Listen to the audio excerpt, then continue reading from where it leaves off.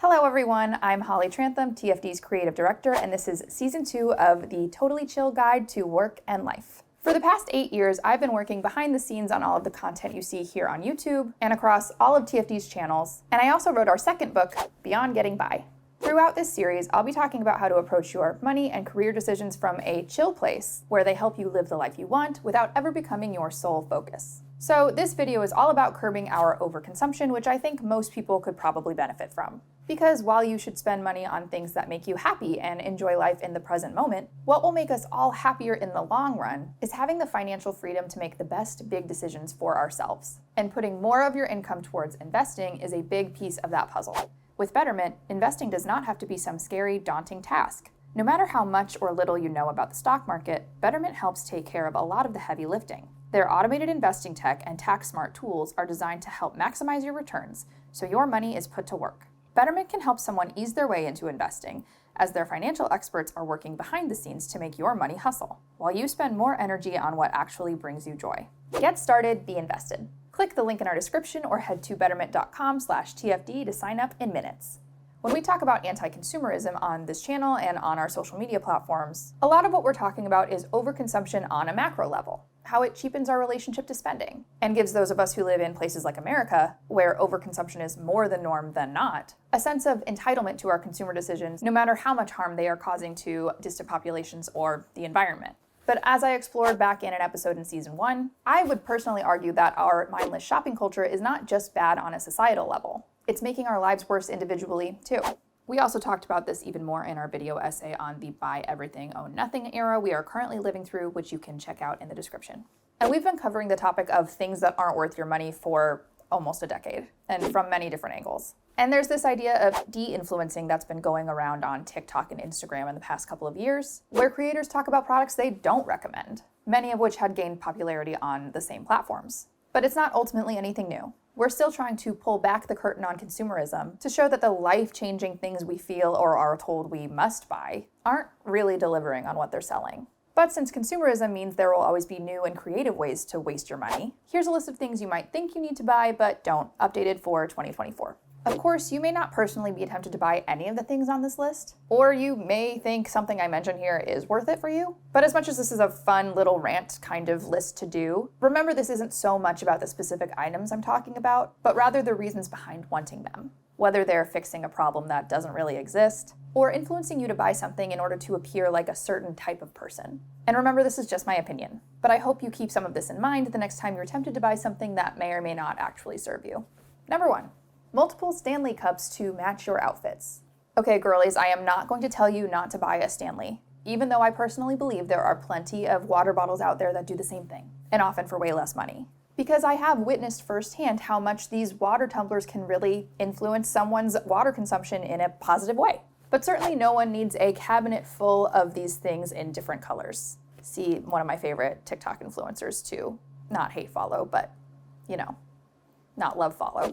I'm just not sure that having that many different of the same kind of tumblers is actually helping us achieve what reusable water bottles are supposed to do, i.e. cut down our consumption of plastic and other harmful resources. And Stanleys have become such a cult item that there are now pages and pages on Amazon filled with items that are meant to just accessorize your Stanley, including a silicone detachable strap to help you carry a cup that already comes with a handle. Again, anything that encourages someone to drink more water, especially if they weren't doing that in the first place, can be a good thing. And if that means a sort of expensive, temperature-controlled water tumbler that you buy a sparkly straw for, I think that's great. But buying multiples of things like this is just excessive and adds to our personal clutter that we end up thinking is inescapable and is very exemplary of restock culture, which is a theme you're going to see over and over again in this video. Number 2, those viral collagen masks. So I don't know about you, but I've just heard from the other person in this room that this is not a universal thing for her, but these are completely inescapable on my TikTok feed. And they're so new that there's obviously not any research about them. But when it comes to skincare, I think newness should be a lot more sus than we treat it. Here's a great explainer video, which I will link in the description of this video, that comes from a board-certified dermatologist, where she explains that while collagen itself is hydrating, these masks don't really do anything to replace lost collagen, and they contain some ingredients that we should actually be pretty wary of. Which seamlessly brings us to item number 3, a 10-step skincare routine you got off TikTok. Okay, there very well may be good skincare advice on TikTok, But we have to remember that everyone's skin is completely different. Something I know we've talked about ad nauseum on this channel, but we just have to keep talking about it. Because dermatologists in particular are very wary of the advice people are getting off social media. From a HuffPo article on this topic, one dermatologist recalls one patient who had 6 steps in both her morning and nightly skincare routines in an effort to use up all the products she'd bought on the recommendation of influencers. So now she has a bunch of stuff that she feels obligated to use and not waste. She even astutely recognized that sometimes if I skip a step, it doesn't mean that my skin got any worse. Ultimately, you could save so much time, money, and energy testing out these products and going through a TikTok shop, Amazon storefront trial and error by just going to a few sessions with a dermatologist. Number 4, greenwashed products. Greenwashing refers to when brands use misleading branding or advertising language to promote a product on the basis that it is clean or eco-friendly. But oftentimes, these products are just as bad as their conventional counterparts. And we've even started to see legislation taken up about it in certain parts of the world, including a recent greenwashing directive from the EU. Here are just a few of the biggest greenwashing fines we've seen in recent years. Number 1, the FTC fined Kohl's and Walmart $5.5 million collectively for claiming their products were made from environmentally friendly bamboo when they were made from other materials. Number 2, Keurig was fined $2.2 million by the Canadian Competition Bureau for making misleading claims about its single-use coffee pods, suggesting they were recyclable when recyclers don't widely accept them. And number 3, Volkswagen was fined by the EPA and other establishments a total of over $31 billion with a B dollars for implementing software that falsified data and helped evade emissions tests on its vehicles. Don't fall into the trap of buying something just because it claims to be green. And don't fall into the trap of replacing perfectly good items in your home with green items. The greenest thing you can do is buy less. And unfortunately, even better legislation around these practices is not going to eradicate greenwashing. So always do your research. Number 5, anything you are inundated with Instagram ads for but never actually see real reviews for. This is a very personal one for me because I spent months looking for a pair of hiking and climbing pants that I didn't hate. And I started seeing the same ads everywhere on my Instagram, TikTok, my Facebook when I logged on once a month for the same cute, trendy pants from a direct-to-consumer women's hiking brand. But the pants themselves didn't have any reviews yet, and I bought them anyway, and it was a huge mistake. They were the least breathable pants I've ever worn, but I didn't realize how bad they would actually be on a longer or warmer hike until I was literally on one, and they just completely changed color from sweat. And then it was too late to return them. And if there had been reviews for that and talked about the fabric not being breathable, I could have saved myself like $100. And these particular pants aren't even for sale anymore as far as I can tell, so I'm not trying to call out a specific company. But this is really just a recommendation against trying out anything new, especially a new brand you've never bought from before, if you can't really easily return it. Or even better yet, go try it on in-store before buying it. Number 6, $500 hair tools that are really only for just one hair type. This is sort of a call out for the Dyson Airwrap, and not only because Dyson is yet another company set on outsourcing labor overseas to increase their margins instead of reinvesting profits from their very highly priced products back into their workforce. Because while I anecdotally know a few people who genuinely love the Airwrap, most of them do admit that it's not the tool they turn to the most. And I know several more who have purchased one only to be totally let down, because the promise of a perfect blowout simply didn't work for their hair type. Just like skin, hair is different for everyone.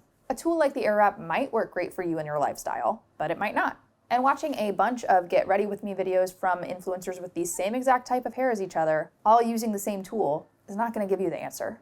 Number 7, over-the-top restocking. At this point, I feel like I just need to unplug myself from the matrix, because we have really lost the plot with restocking culture.